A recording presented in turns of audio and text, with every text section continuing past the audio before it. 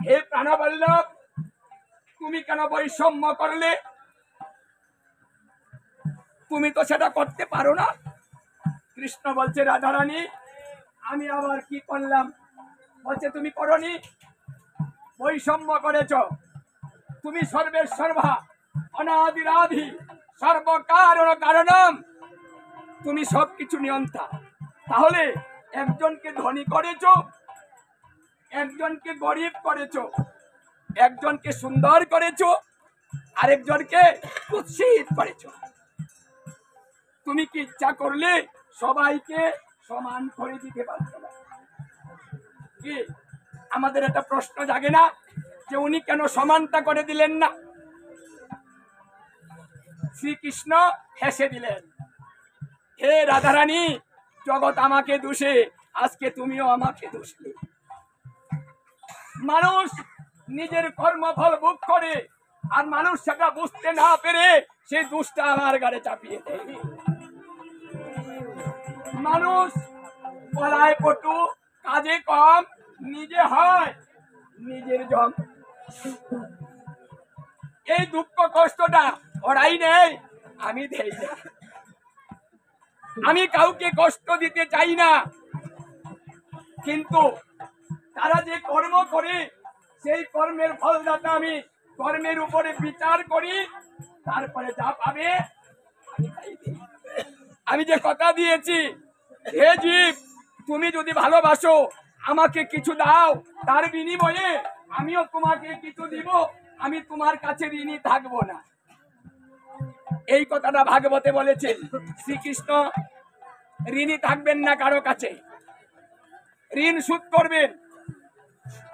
তাই বলছে, একটা দুইটা তুলসী পত্র চরণে দিয়ে যদি করে আমায় পূজন, তার ঋণ শোধ করিতে করি সদা চিন্তন। ভগবান বলছে, আমার ভক্ত যদি দুটা তুলসী পত্র আমার চরণে দেয়, দিয়ে বলে, হে গোবিন্দ, আমি তোমাকে কিছু দিতে পারিনি প্রভু, তোমাকে সবাই সব কিছু দেয়, কিন্তু আমি হতভাগা, তোমার চরণে দুটা তুলসী পত্র দিয়েছি। এই কথা বলে যদি নয়নের জলটা ছেড়ে দেই, ভক্তের নয়নের জলে এইবার তিনি সহ্য করতে পারেন না।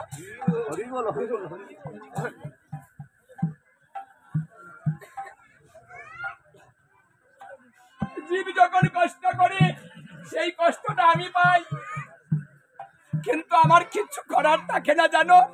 আমি জীবকে একটা স্বাধীনতা দিয়েছি, স্বাধীনতার মধ্যে আমি হস্তক্ষেপ করি না।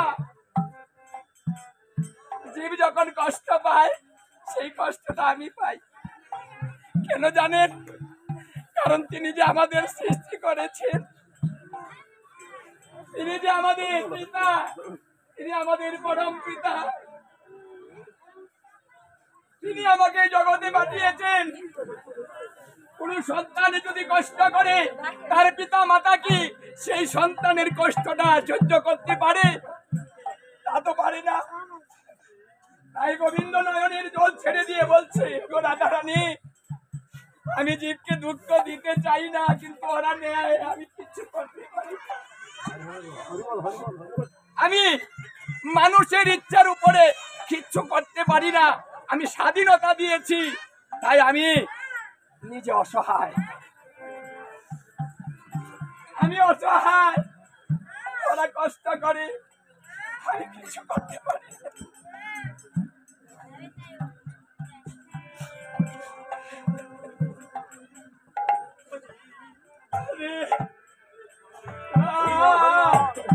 হরে কৃষ্ণ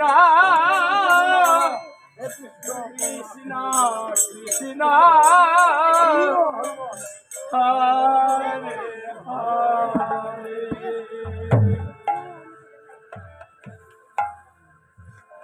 হরে রাম হরে রাম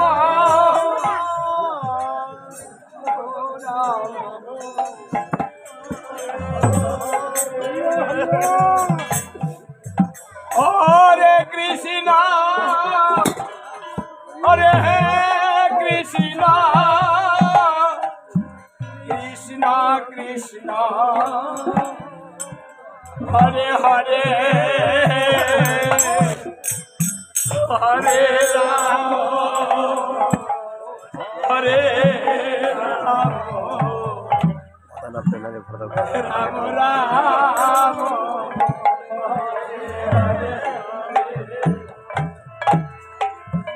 হরে কৃষ্ণ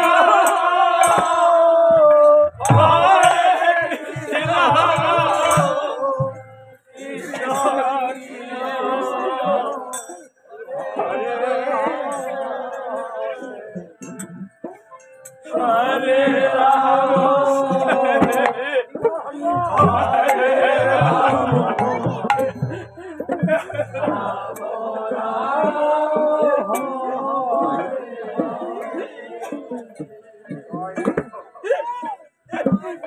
কৃষ্ণ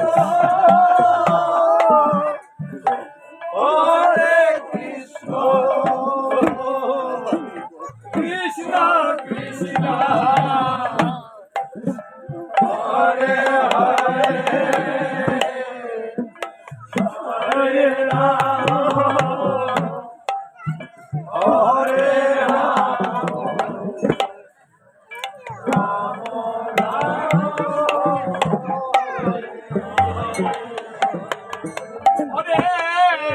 কৃষ্ণ হরে কৃষ্ণ কৃষ্ণ কৃষ্ণ হরে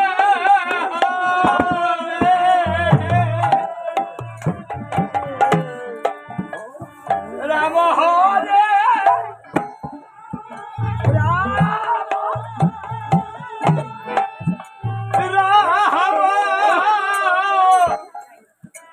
রাম হরে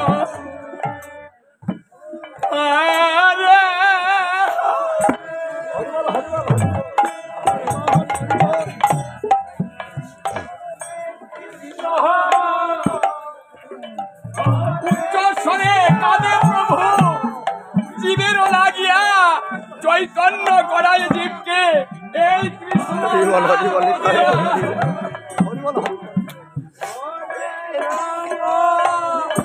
এই অনুই চৈতন্য জীবকে এই কৃষ্ণ নাম দিয়ে চৈতন্য দান করাতে আমার চৈতন্য মহাপ্রভু আসলেন।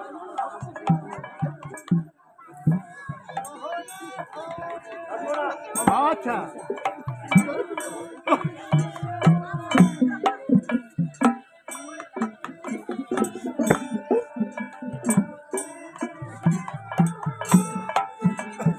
এই জন্য আমার মহাপ্রভু যখন নাম বিলিয়েছেন হেমদণ্ড বাহু তুলে নয়নের জলে বাষ্পপ্লাবিত করিতে করিতে জন্য কেঁদে কেঁদে এই হরিনাম গাইছিলেন।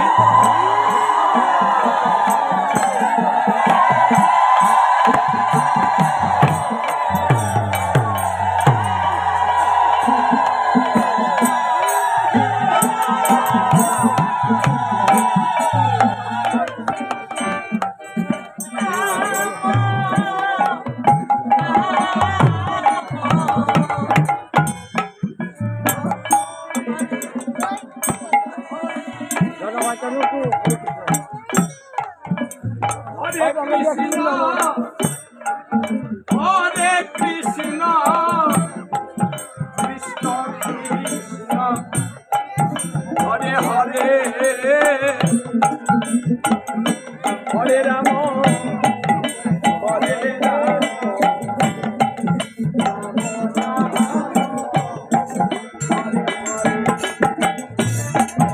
হরে কৃষ্ণ হরে কৃষ্ণ